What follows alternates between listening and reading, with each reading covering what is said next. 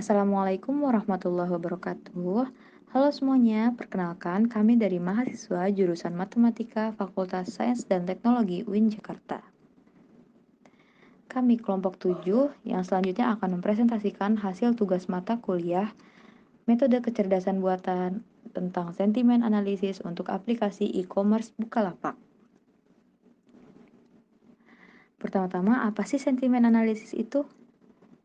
Menurut KBBI, sentimen adalah pandangan atau pendapat yang didasarkan pada perasaan yang berlebih-lebihan terhadap sesuatu. Jadi, sentimen analisis itu merupakan teknik pengumpulan data opini atau pendapat terhadap sesuatu. Data tersebut berbentuk teks yang dapat diambil dari kolom komentar, cuitan-cuitan netizen, atau segala hal tentang pandangan yang berupa teks.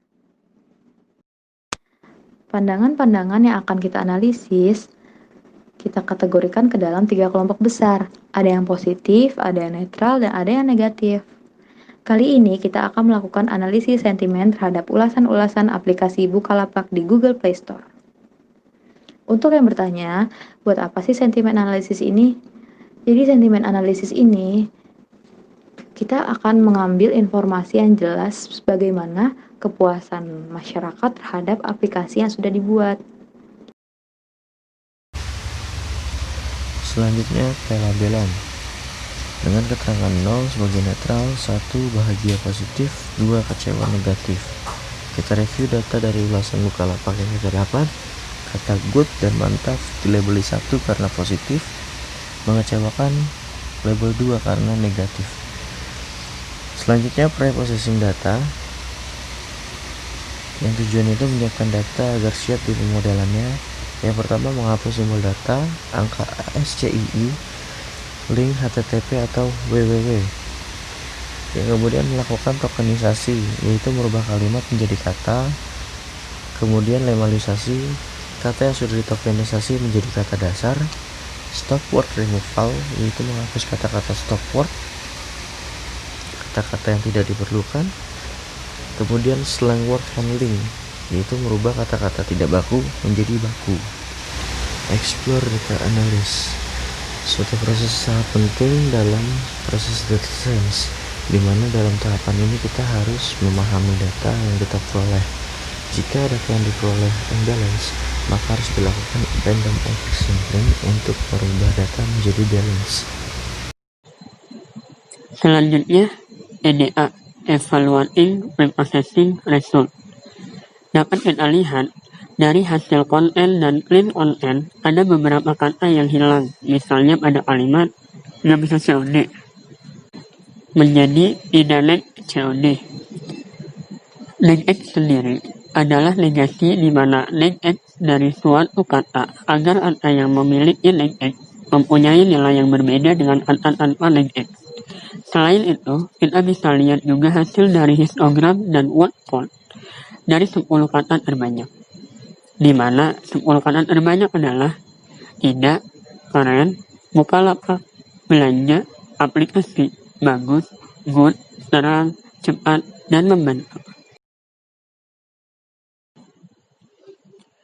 Adapun modeling yang kita ambil adalah grid search cross validation, di mana metode yang digunakan untuk mengevaluasi kinerja model atau algoritma dengan mencari parameter terbaik.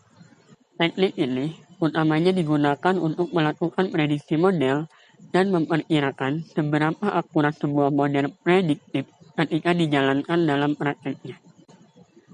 Pada cross validation, data dibagi menjadi 5 pot yang berukuran kira-kira sama dengan nilai K sebesar 5. Setelah itu dilakukan KNN untuk mengklasifikasi data dengan menentukan tetangga terdekat. Untuk K yang diambil adalah 2, 3, seterusnya sampai 10.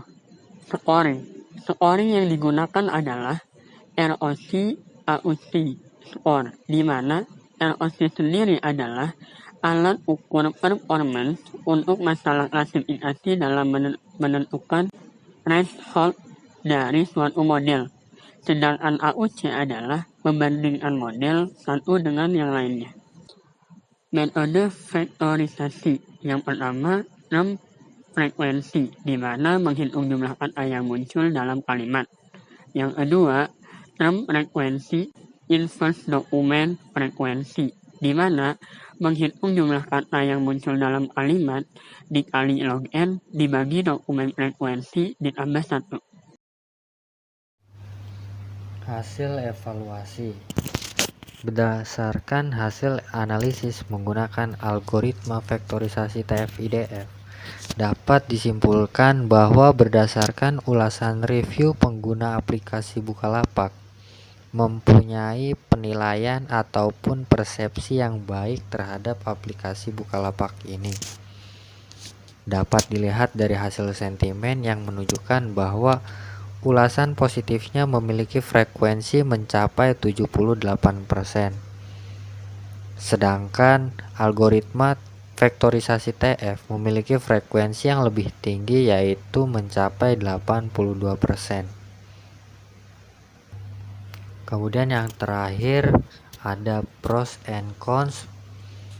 Pros and cons itu kelebihan dan kekurangan. Prosnya adalah komputasinya menggunakan model KNN yang tidak memakan waktu dan memori yang besar. Kemudian ada akurasi dari pendekatan klasifikasi mesin learning sangat baik, akan tetapi performa klasifikasinya domain dependent terhadap dataset yang digunakan pada saat percobaan data. Kemudian consnya itu karena bahasa yang diinput untuk percobaan data adalah bahasa Indonesia, maka untuk bahasa lain model akan salah mengklasifikasi.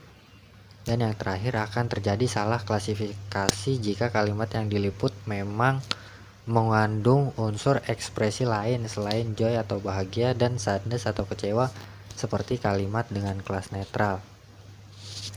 Mungkin sekian penjelasan dari kelompok 7. Wassalamualaikum warahmatullahi wabarakatuh.